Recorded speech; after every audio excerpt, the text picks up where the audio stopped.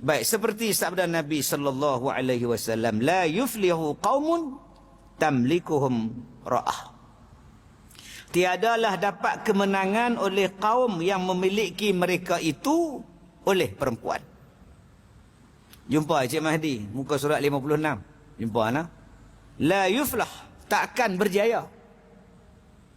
La yuflihu qaumun tamlikuhum ra'ah. Takkan berjaya mana-mana kaum yang memiliki mereka itu oleh perempuan. Maksudnya apa? Yang jadi pemimpin kepada orang-orang tadi ialah perempuan. Takkan berjaya mana-mana orang yang diperintah, yang dijaga, yang diterbit, yang dimiliki oleh perempuan.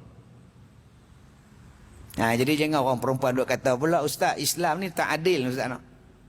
Perempuan tak boleh jadi pemimpin. Tak, tengoklah pemimpin tara mana. Pemimpin bab apa? Okey, dalam bab apa tuan-tuan? Tengok tang mana. Islam ni dia meletakkan penjagaan ke atas orang perempuan. Ar-rijalu qawwamuna 'alan nisa. Dia suruh jaga. Sebab tu kadang-kadang tambah kita ni duduk dalam politik. Kadang-kadang bila perempuan main politik, kita pun naik kesian. Kena maki, kena kutuk. Kena kata, bergaduh. Satu tempat yang mulia untuk orang perempuan, tiba-tiba pergi letak gaduh dengan orang.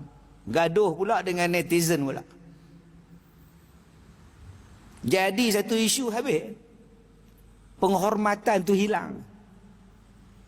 Bukan kita larang dia jadi pemimpin, tak salah. Pergi jadi pemimpin. Tapi jadi banyak masalah. Hang ada anak, hang ada isteri, hang ada suami. Pergi kena kutuk pula.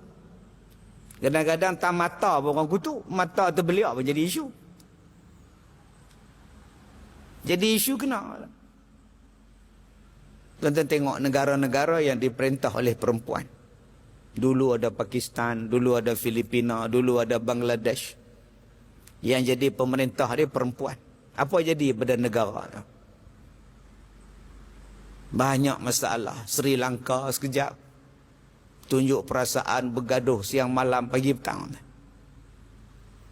Kita pula ni duduk bergaduh. Sebab tu kedudukan orang perempuan letak satu tempat yang mulia.